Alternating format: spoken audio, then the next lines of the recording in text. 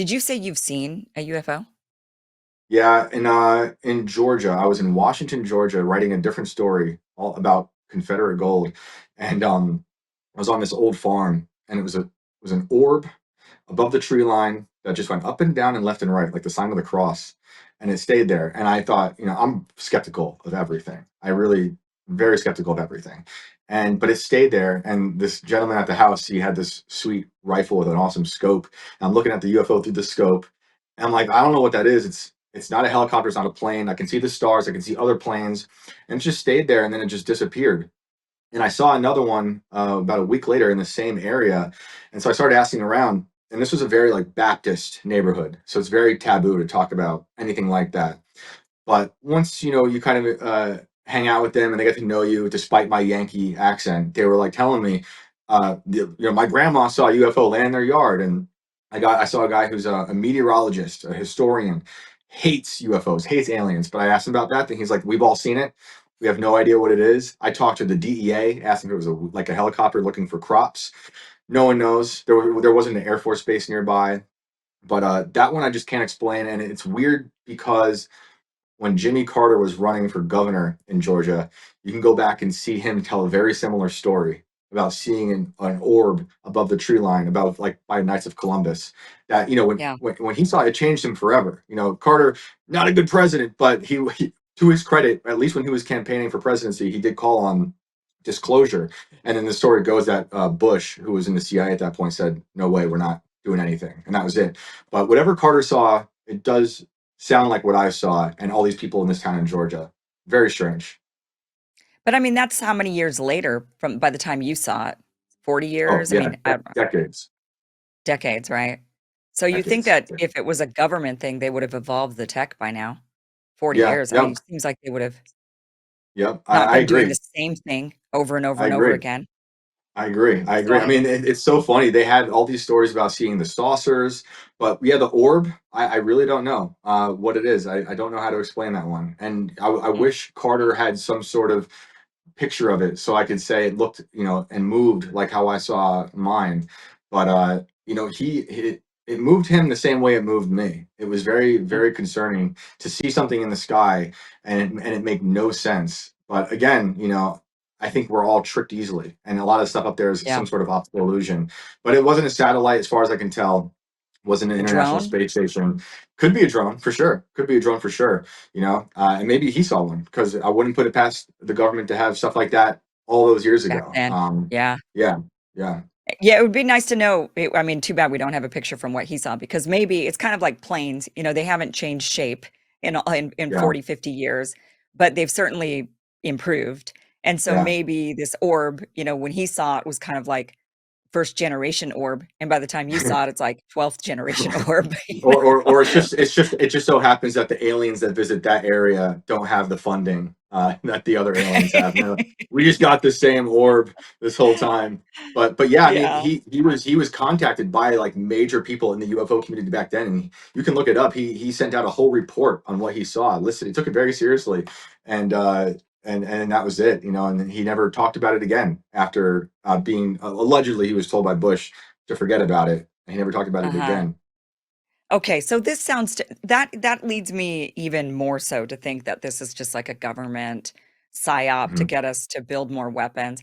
I mean, okay, you've got a guy, he's gonna run for governor, he's probably an anti-war guy, right? And you mhm, want him to somehow go along, and so you say, "Aliens, here you go. Here's mhm, an alien sighting," and maybe that'll scare you, and now you'll start mhm, thinking, "We need to do something. We need to ramp up tech. We need to protect our people from mhm. this alien invasion that's coming for us. So here's a bunch of money, you know, Yep. here's a bunch of government money."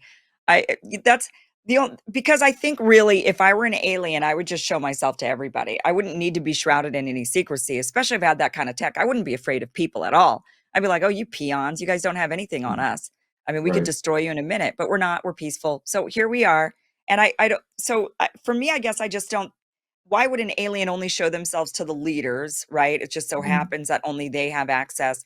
And then so it seems like it's more of a government, um, just and maybe aliens have shown up at one point, but a lot of me is just thinking, especially with like Anna Paulina Luna and her interdimensional beings, right? And she's saying, we have Hmm. evidence of this, and I've seen this. I just, and all of these hearings that are happening suddenly, like suddenly it's okay to be, oh, I saw aliens, oh, I saw UFOs, and not be called names and I labeled a know. conspiracy theorist, right? And Yep. so, and then we have Space Force, and then, it's like all of these things just adding up to they are just playing us because they know that we're going to get sick of warring with each other. Human beings are becoming more enlightened every day, Hmm. and we're not I mean, we're still warring, but we're definitely not warring nearly as much as humans used to 500 years ago, Hmm. even. So we're getting to a point where we're going to stop warring with each other and we're going to make peace. And then they're just going to need a new enemy. And it's like, well, space, it's the aliens. Well, I think the idea of war has just changed, and now it's like we're in a constant. They're always warring against us on every possible level, and whether you want to attribute that to aliens or the government, I think it's the government.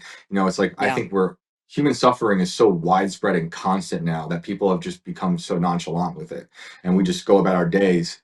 We are slaves to all this stuff going on, whether it's the IRS, the ATF, the DEA, all these people. They govern us like slaves. So, if there are aliens here, perhaps it's like a parasite that can't kill its host, and they just want to be in here, slowly under the radar and operating behind the scenes while continually, slowly boiling us to death. But I agree with you. I think that they are accelerating the idea of disclosure and aliens and trying to ramp it up to create fear amongst us, because what's going to cause more fear than a total widespread existential crisis where it's like you're not alone. There's aliens. They're actually on their way here right now, and we have to give Palantir everything we Ugh, got of to destroy course. these fake aliens, right? Because they're our only hope. Peter Thiel, who drinks human blood, is our only hope. So I don't agree with that at all. And there's theories out there about Project Bluebeam, where they're trying. Where the theory goes they're going to have like a hologram in the sky that's going to pretend to be aliens or the second coming, to kind of band the world together into a new world government to oppose the threat if it's aliens, or around a false messiah if it's that. But I think the idea of blue beam has changed because the government, they're smart, they're evil, but they're smart, and they're seeding this idea of aliens into our brains now in a way that's not taboo anymore. We're going to give you all these hearings. We're going to fund all these people. We're going to give Anna Paulina Luna some time on Joe Rogan to tell you she believes in interdimensional beings now, whereas everyone used to make fun of Alex Jones for saying it just like 5 years ago. And Yeah. it's so ridiculous to me. I like her. I like that she's trying to give transparency to a subject that is uh, so shrouded in secrecy for all this time. But I can't help but think she's just being used, right? Because on the Hmm. Rogan Yeah. interview, she's every time he asks any real question about anything that could back up anything she's saying, she like kind of smiles and says, "I can't really tell you that."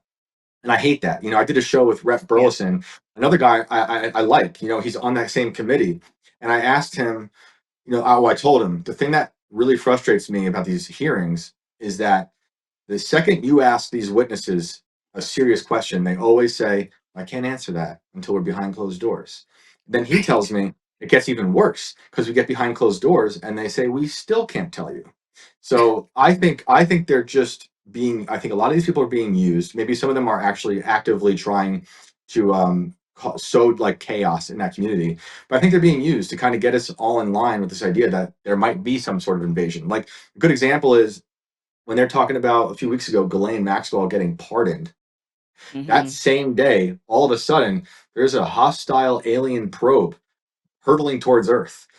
Like within an hour, it's like, oh, how do you know it's hostile? And every day Right. that probe has some new feature. Like just yesterday, they said, well, it also emits light, and the day before that, it has frequencies. And I call it the doom economy because they try to scare you so much, and once they know what you're afraid of, they will control you. Like you said Yeah. during COVID, it was a prime example of that. We saw so many people, your neighbors, your loved ones, everyone became so subservient to science, and Fauci, and then you were exiled if you didn't agree.